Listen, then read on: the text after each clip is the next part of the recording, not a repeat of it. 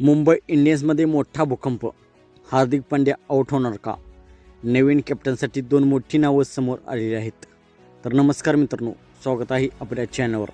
आज आपण बोलणार आहोत मुंबई इंडियन्समध्ये सुरू असलेल्या मोठ्या बदलाबद्दल. टीमची सलग पराभवांची मालिका आणि आता कॅप्टन बदलाची चर्चा जोरात सुरू आहे. हार्दिक पांड्यावर सध्या प्रेशर आहे. हार्दिक पांड्यावर प्रचंड दबाव आहे. सलग पराभवामुळे टीम पॉईंट टेबलमध्ये खाली गेली आहे. एकेकाळी चॅम्पियन टीम असलेली मुंबई आता संघर्ष करत आहे आणि त्यामुळे सोशल मीडियावर एकच प्रश्न: हार्दिक पांड्या कॅप्टन राहणार का? रोहित शर्मा कॅप्टन म्हणून कमबॅक करणार? तर पहिले नाव म्हणजे रोहित शर्मा आहे. मुंबईला 5 वेळा ट्रॉफी जिंकणारा कॅप्टन. फॅन्सची जोरदार मागणी आहे. फॅन्स बोलतात की रोहित शर्माला परत मुंबईचा कॅप्टन करा.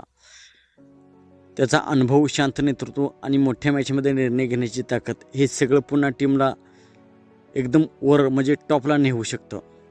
दुसरं नाव म्हणजे सूर्यकुमार यादव, नवीन कॅप्टन.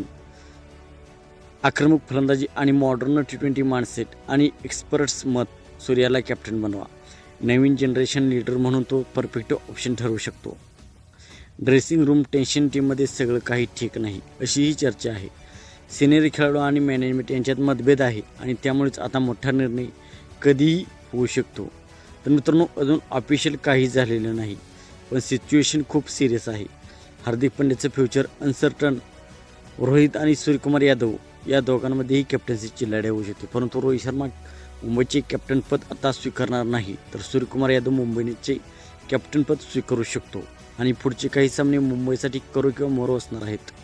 तुमच्या मते पुढचा कॅप्टन कोण हवा? रोहित शर्मा की सूर्यकुमार यादव, का हार्दिक पांड्याच राहावा?